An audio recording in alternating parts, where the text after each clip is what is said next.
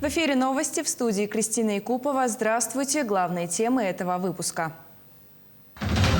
Власти Якутии готовятся к пожароопасному сезону следующего года. В России продлили розыгрыш призов среди вакцинированных от COVID-19. Победители получают по 100 тысяч рублей. В Нерюнгринском районе сегодня отмечают день рождения города.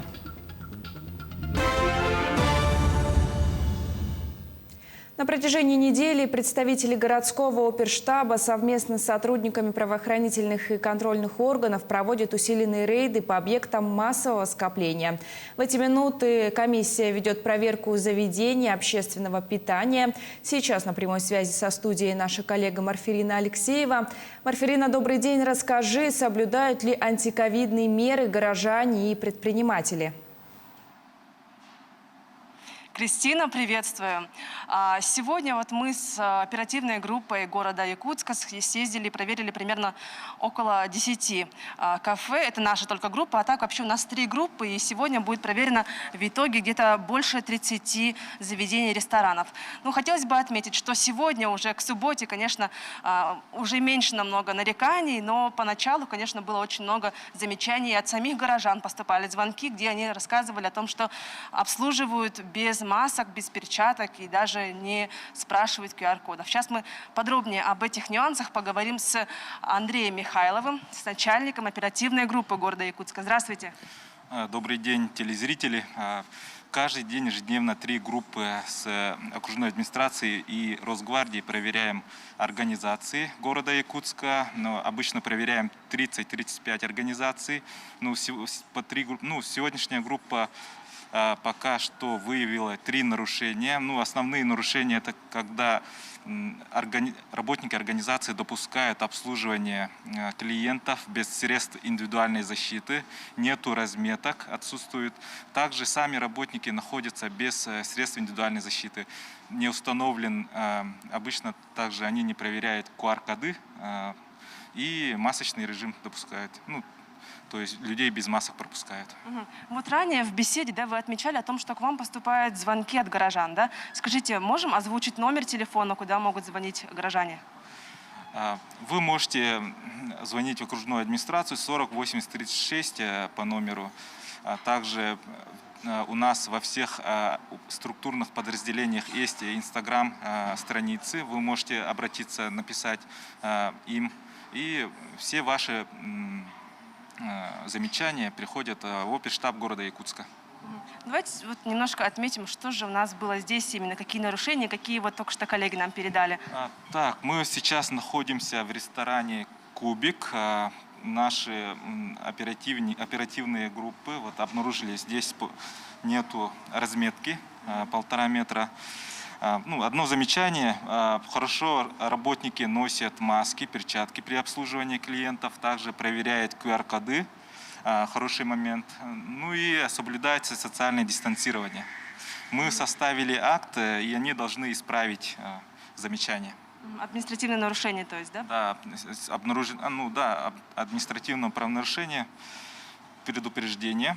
В следующий раз будет наложен штраф. Спасибо большое за подробный такой рассказ о том, как обстоят дела у нас в городе Якутске. Скажите, после сегодняшнего, завтрашнего дня, когда уже будет немного, не локдаун, локдаун прекратится, как будут проверки проводиться? Точно так же ежедневно, как вы говорили, или чуть попроще? Да, мы проводим с 2020 года ежедневные рейды. Также будем проверять совместно с МВД, с Росгвардией, сотрудниками ДПС. Спасибо большое. А на этом у нас все. Подробнее о том, что же не нравится людям в таких тоже мерах и о том, что же выявили мы по итогу сегодняшнего рейда, мы расскажем в остальных вечерних новостных выпусках, коллеги. Спасибо за информацию. Я напомню, на прямой связи со студией была моя коллега Марфирина Алексеева. Правительство страны продлило проведение розыгрыша по 100 тысяч рублей среди россиян, прошедших вакцинацию от коронавируса, до 31 декабря. Ранее сообщалось, что лотерею проведут с 1 сентября по 1 декабря на основании данных единого регистра вакцинированных по уникальному номеру записи. В нем смогут принять участие россияне старше 18 лет. Всего будет определена 1000 победителей. В правительстве отметили, что 2 дополнительных тиража позволят увеличить число победителей до 2000 человек. Номера победивших сертификатов публикуют на официальном сайте проекта «Бонус за здоровье». Кроме того, победители уведомляют с помощью личного кабинета на портале госуслуг и пуш-уведомлений. Денежные призы будут зачислять на карты МИР. К пожароопасному сезону следующего года власти республики готовятся уже сегодня. Об этом глава республики Айсан Николаев сообщил во время прямого эфира в социальных сетях.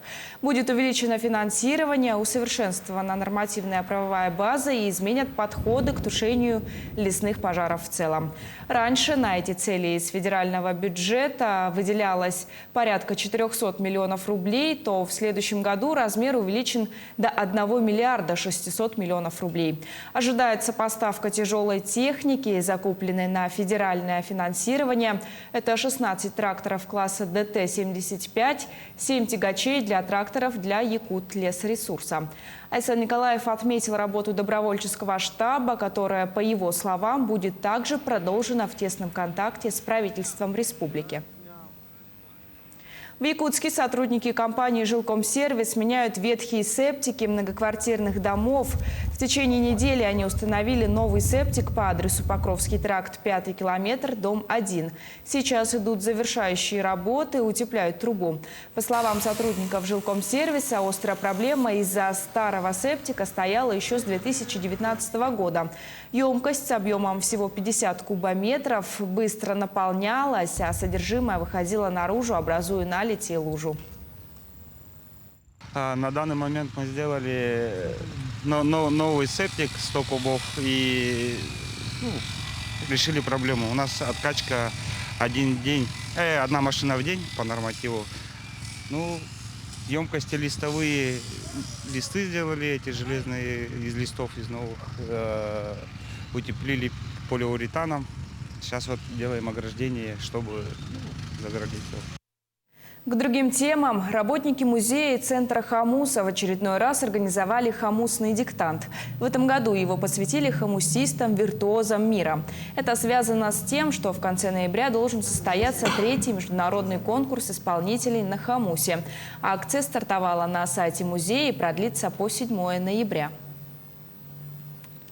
Глава региона Айсан Николаев поздравляет с Днем города Нерюнгри. Сегодня этот город динамично развивающийся не только нашей республики, но и всего Дальнего Востока. Благодаря труду нерюнгринцев в прошлом году республика заняла 2-е место на Дальнем Востоке по добыче угля. Объем за 7 месяцев этого года составил более 16 миллионов тонн. Это на 65% больше, чем за аналогичный период прошлого года. Увеличение угледобычи обусловлено поэтапным развитием инвестиционных проектов компаний «Колмар» и «Эльга-Уголь» на крупнейших месторождениях Южной Якутии. Айсан Николаев отметил, что в этот праздничный день выражает искреннюю благодарность за любовь к своему городу, за преданность выбранному делу и вклад в развитие родной республики и страны.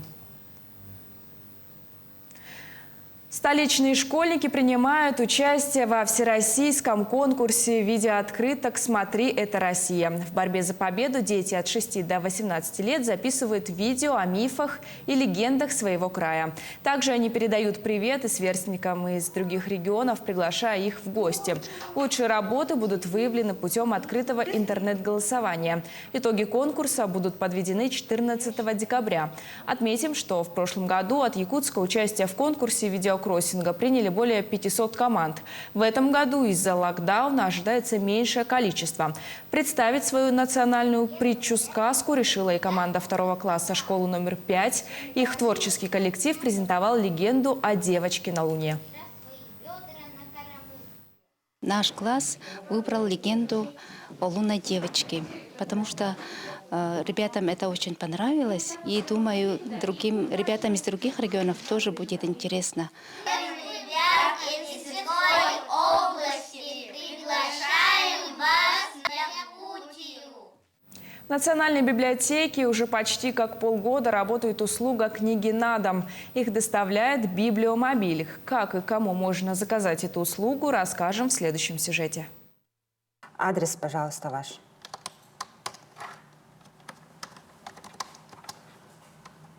Номер телефона. Так, я записала вашу заявку. С вами свяжется специалист и поможет с подбором литературы. Ожидайте Библиомобиль 18 августа, где-то в промежутке с 10 до 11. Библиотекарь в условленный день формирует заказ и спешит по адресам. Для Александры Ивановны, постоянной читательницы Национальной библиотеки, временно ставшей маломобильной, выездная услуга оказалась как нельзя кстати. Удобно очень. И я ногу повредила. Из-за этого операции была и так далее. Так что я как бы не могу сама куда-то взять, поехать. Так что то, что вы мне помогаете, это очень, очень хорошо. Начавшаяся в апреле в разгар пандемии акции по доставке книг на дом неожиданно оказалась востребованной. Ведь не все в силу возраста и других причин могут читать электронные книги, а кто-то просто по привычке предпочитает бумажные издания. Читатели, которые заказывают, становится все больше и больше. Услуга им нравится. Это, говорят, это очень удобно. И нас это очень радует. Особо популярна услуга среди пожилых граждан, которые не могут сами прийти в библиотеку, а также инвалидов и тех, кто находится на самоизоляции. При этом, прежде чем доставить книги, их держат на карантине несколько дней и дезинфицируют под специальными лампами. А при доставке соблюдают все меры безопасности. Этот проект нашей библиотеки очень мне нравится, потому что я люблю читать книги. По состоянию здоровья я не могу выйти из дома, я нахожусь все время дома. Поэтому я очень благодарна работникам библиотеки и Библиомобилю. Библиотекари, воодушевившись активностью читателей, хотят теперь создать постоянный маршрут в отдаленные районы Якутска и пригороды, чтобы жители этих районов по определенным дням могли одалживать книги в Библиомобиле. Яра Филиппова, Григорий Охлопков, Якутск. Дипломантом Славянского литературного форума международного уровня стал писатель из Ленска Сергей Москвитин. Он завоевал награду в международном поэтическом конкурсе «Золотой грант Германии».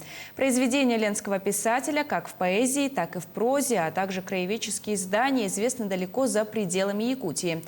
Сергей Москвитин принимает поздравления. Встретилась с писателем и наш корреспондент Анна Кожевникова. Сразу 3 диплома международного уровня пополнили копилку наград известного ленского писателя, поэта и краеведа Сергея Москвитина. Он стал участником в 2 номинациях Славянского литературного форума «Золотой Витязь» и поэтического конкурса «Золотой грант Германии». Об этих значимых в писательской среде конкурсах Сергей узнал из электронного журнала «Литера». Такую высокую оценку творчества получить приятно. Буквально позавчера знакомая писательница из города Ярославля мне позвонила и поздравила меня с тем, что 2 мои книги были отмечены дипломами. Что может быть компетентнее, нежели жюри международного конкурса, такого престижного, как «Золотой Витязь». Попечителем этого конкурса, оказывается, является сам президент России. В 17-м международном литературном форуме «Золотой Витязь» участие приняли 358 произведений из 21 государства мира, среди которых не только страны постсоветского пространства, но и европейские, а также Соединенные Штаты Америки. Сергей Москвитин завоевал дипломы в 2 номинациях с книгами «Светоносные встречи» и «Подарок из ноосферы». Мы очень рады за нашего земляка, детская библиотека города Ленска. И я лично поздравляю его с этой наградой. Вот его книга, которая «Подарок из ноосферы», как раз завоевала там награду. Она у нас уже в библиотеке есть, их 3 экземпляра, она пользуется спросом. Потому что, к сожалению, наверное, не так много наших местных авторов пишут о краеведении, пишут о нашем родном крае. И это чуть ли не единственный литератор в Ленске, который пишет для детей. С произведениями Сергея Москвитина малыши знакомятся, что называется, из первых рук и уст. Девочка всех говорит: давайте мы его проучим. И они после школы взяли его и отмутузили. И больше он к ним уже не приставал. Строчками своих произведений Сергей Москвитин дотягивается до сердец читателей в разных уголках нашей бескрайней родины и даже за ее пределами. А это ли не наивысшая награда для писателя? Анна Кожевникова, Виталий Андреев, Ленск. На этом вся информация. Мы продолжаем следить за развитием событий. Оставайтесь с нами.